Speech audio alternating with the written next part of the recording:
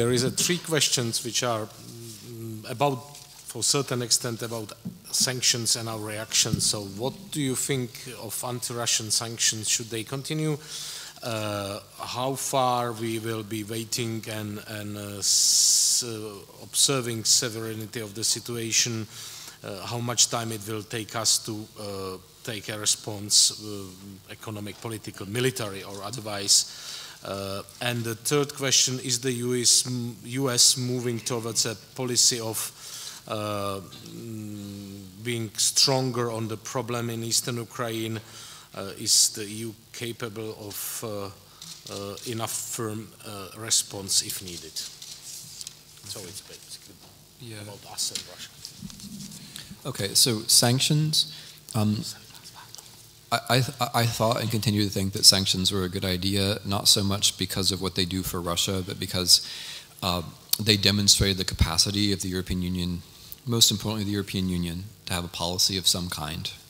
If you didn't have sanctions, what exactly would you have, right? I mean, if what I'm saying is remotely true, and you're facing an existential threat, if you didn't have sanctions, what would your response be, right? Nothing. There wasn't. You're not. You know, there is no EU Foreign Legion, unfortunately. I mean, I think one of the things the European Union should have is a military academy. So it's not always NATO, right? You should have a military academy. You should have your own officers. You should have one rapid reaction force. If the EU had one rapid reaction force of 20,000 men and women in its own officer corps, this wouldn't have happened. Just by the way, 20,000 is all it would have taken. There are only 50 or 70,000 people in the Russian army who can fight. Right? It's not like it's a huge, overwhelming force. You just don't have any army at all, right? None. So sanctions. You have to have sanctions because it demonstrated that you're going to react in some way. Without sanctions, you have no policy since you don't have an army. Without an army, you can't have foreign policy. I mean, sorry to get all 19th century on you, but since you don't have an army, all you can have is an economic foreign policy. And so I think it was very important at the level of morality and at the level of European identity to have some kind of policy that you could agree upon. And now taking, regardless of all the mockery that I just unfortunately unleashed upon you, having that policy was actually very impressive. I thought the discussion that led to that policy was very impressive, and I thought the European solidarity that is involved and the willingness of certain sectors of the European economy, especially German ones, to take a loss has been very impressive. Much more impressive than anything on the American side, right? I mean, it's easier for us to have sanctions because we were just much less invested in Russia. We matter a lot less, and therefore it's easier for us to have more aggressive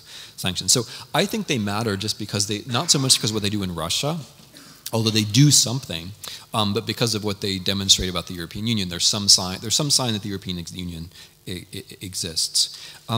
As far as like when is policy going to turn the corner, when are Americans and Canadians going to get more involved and so on, I mean, I have this idea that this is a war in which there are only losers, as I've already sort of said. I think Russia's going to lose this war.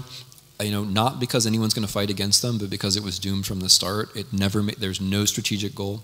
The number of Russians who can die in Ukraine, I think, is pretty constrained.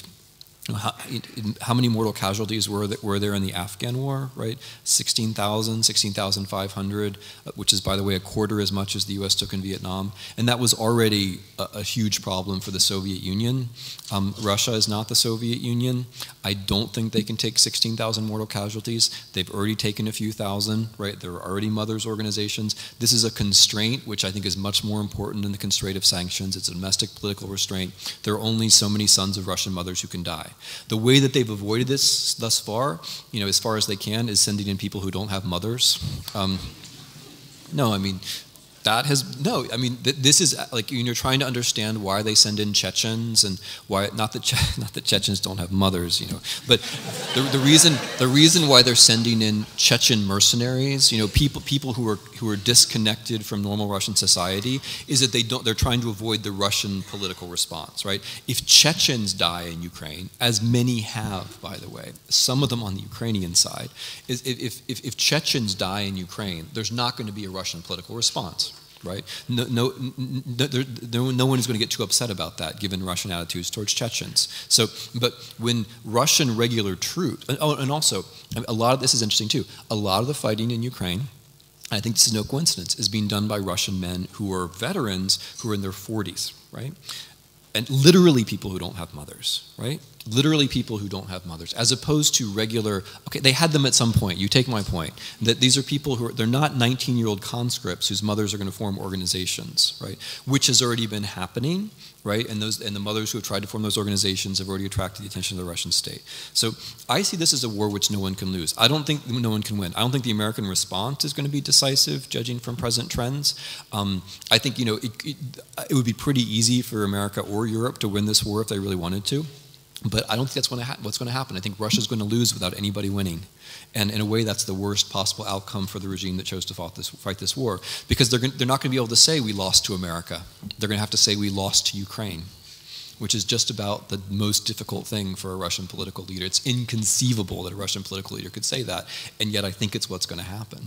So I don't think there's going to be a robust policy from the United States, but I still think that Russia's going to lose the war.